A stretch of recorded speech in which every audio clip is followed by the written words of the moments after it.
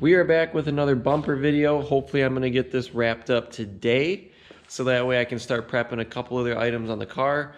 What I'm gonna be finishing up here is I have all the zip ties from this crack. The back side is all secured. This is what it looks like. It is very, if you tap it really hard, really secured. This fiberglass stuff is really high strength and will hold this up very well. So I'm going to take off all these zip ties on the front and start smoothing out these surfaces that aren't smooth. To do that, I'm going to be using just a little grinder, and I have I think it's a 60 or 80 grit wheel, and I'm going to take this, put it on the front, go ahead and start grinding this off, and basically make a channel right where this groove is with this grinder. So that way I can take it and fill that with Bondo, and I'll be able to re-strengthen this and also smooth this surface out.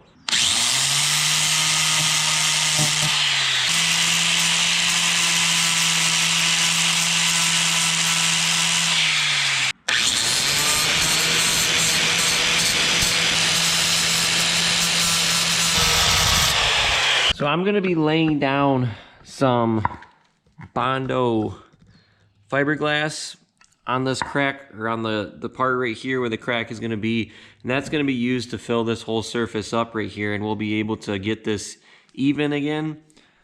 Before I go ahead and apply this stuff, I need to rough up the surrounding surfaces around this crack, and to do that I'm just going to use some 80 grit sandpaper.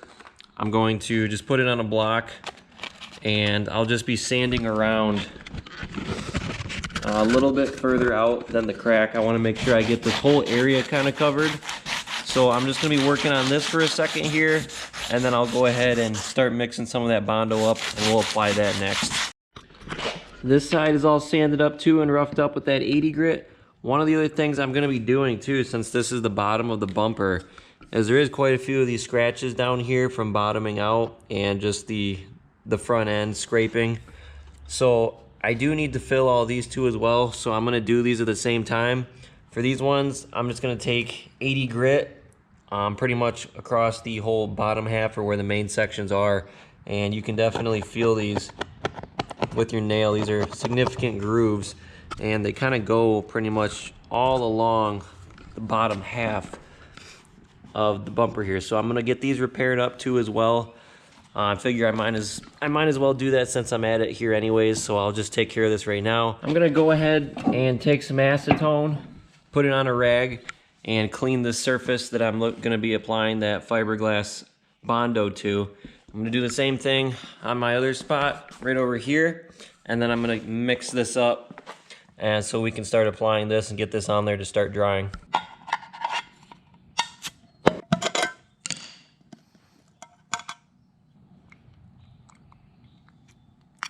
Once you get a little bit of that fiberglass, pour it out onto like a cardboard sheet.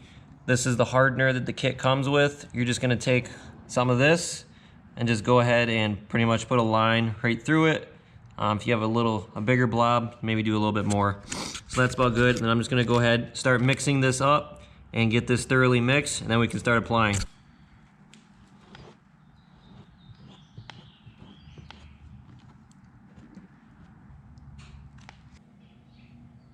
I now have that fiberglass Bondo applied on both sides. As you can see, this is what it looks like. It has a pretty rough texture, and it's a little bit hard to smooth out, and it's kind of meant to be that way. It's not going to be something that's super easy to apply. Once you sand this down, it will smooth out. We're going to use some rougher grits to start by sanding it out. Probably start with 80 grit. And I'm actually going to use a dual action sander to make things a little bit easier on me, as opposed to going and just doing it by hand. It's going to take a while to do that. We're about 10 minutes in, and it's already starting to harden pretty well. So this stuff gets really hard. That's what makes it partly so strong. But I'm going to use the dual action sander. This is what the other side looks like over here. That's how that came out. Again, really rough surface. It's going to look a lot worse before it starts to look better. But once we get this sanded off and smoothed out, we're going to use a finer Bondo, not a fiberglass one, just a regular body filler one, and we can use that, go over the top of it. What I'm going to do for right now is, while this is all drying, so I'm going to start by prepping the rest of the front bumper, because I'm going to be repainting this whole thing. So what I'm gonna do for that is I have some of these Scotch-Brite pads right here. These are just like the browner maroon ones from 3M. I think these are like a 400 or 500 grit, I believe. And I'm gonna take them and I'm just gonna go ahead and scuff up the rest of the whole entire surface of the front bumper. Make sure I have all the little nooks and crannies, all the tough to reach spots. Everything needs to be covered, and I'm just looking to take off any shine that you see in this. We don't want any shine on this when you paint it. And I just need to repair the last couple of spots and fill in the rest of these scratches on this bumper, and then we can go ahead and we should be ready almost for paint at that point.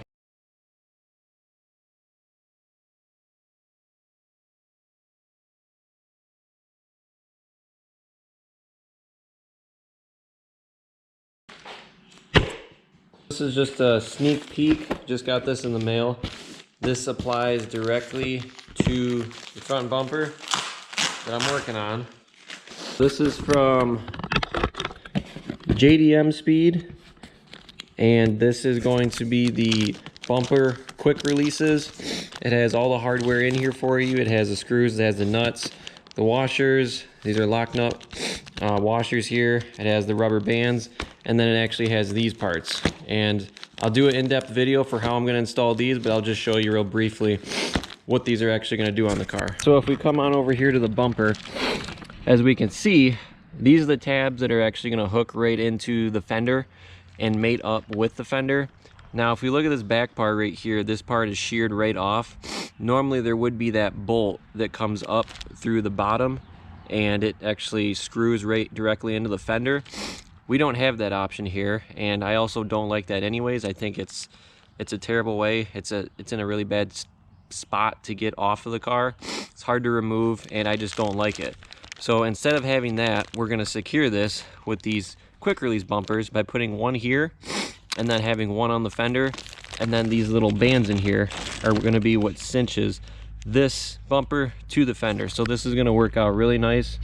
I might actually get 2 of them on each side. That's probably what I'm gonna do. I'll just have to order another set. Both sides are now sanded down. I'm just gonna go ahead and blow this off, kind of see what we got. Seems to be decently smooth. There's still a couple of rough edges here and there, but that's gonna kind of be expected with this. The main part is that rough texture is off of here. So I'm gonna go ahead and blow these off and kind of see what we're working with. I'm now just gonna touch these up a little bit more with my sanding block. I got 150. Just try to smooth out any of these rough edges on here that you can feel with your finger. This doesn't need to be perfect, but I just want to give this a little bit more of a smoother surface before I apply that finer Bondo. Everything's sanded out with that 150 grit. It's much smoother now. Just gonna blow this off again. I'll go ahead and clean this up with some of that acetone, wipe it down, and then I'm gonna apply my body filler to both sides. For getting this Bondo off here, I'm just gonna be block sanding it. I'm gonna be using 150 grit for this. Throw it on the block, go ahead and work it down. Once I get it worked down a little bit more, I might switch to a little bit of a higher grit just to smooth this area out. But I have quite a few other spots here too as well, all underneath the bumper that I'm gonna have to touch up, as well as my other spot over here.